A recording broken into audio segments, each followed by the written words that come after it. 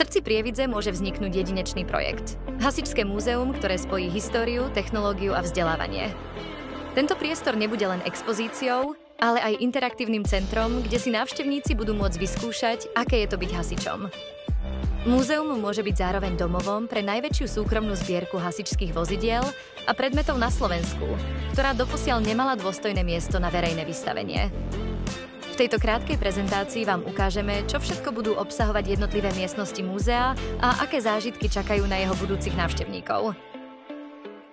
Priestor bývalej kotolne premeníme na veľkú otvorenú galériu s pochôdzným balkónom, ktorý ponúka jedinečný pohľad na vystavené exponáty.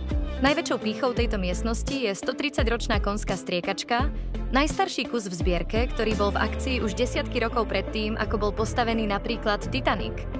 Súčasťou bude aj interaktívny panel so zvukovým sprievodom, ktorý oživí atmosféru dobových zásahov.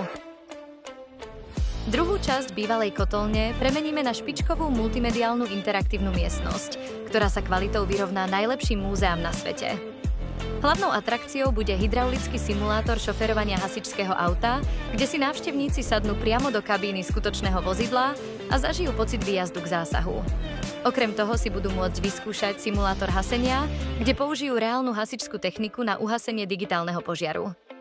Hlavnú časť múzea bude tvoriť expozícia historických hasičských vozidiel a čerpadiel, ktoré zohrali kľúčovú úlohu pri ochrane životov a majetku.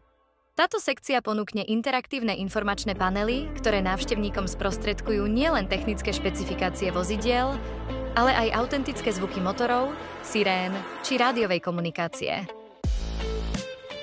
Na hornom poschodí vytvoríme jedinečnú expozíciu hasičských predmetov a civilnej ochrany, ktorá návštevníkom priblíži históriu výstroje, uniforiem a ochranných pomôcok používaných pri zásahoch alebo ochrane obyvateľstva.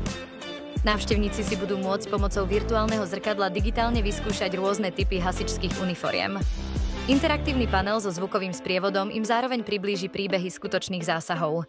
Okrem toho na hornom poschodí vytvoríme spoločenskú miestnosť, ktorá bude slúžiť na komunitné účely a expozíciu drobných predmetov. Miestnosť 204 spojí expozíciu s výcvikom prvej pomoci. Návštevníci si tu budú môcť vyskúšať resuscitáciu, použitie defibrilátora a naučiť sa, ako správne reagovať v krízových situáciách. Súčasťou bude školiaca miestnosť a moderné audiovizuálne vybavenie na vzdelávacie programy a premietania.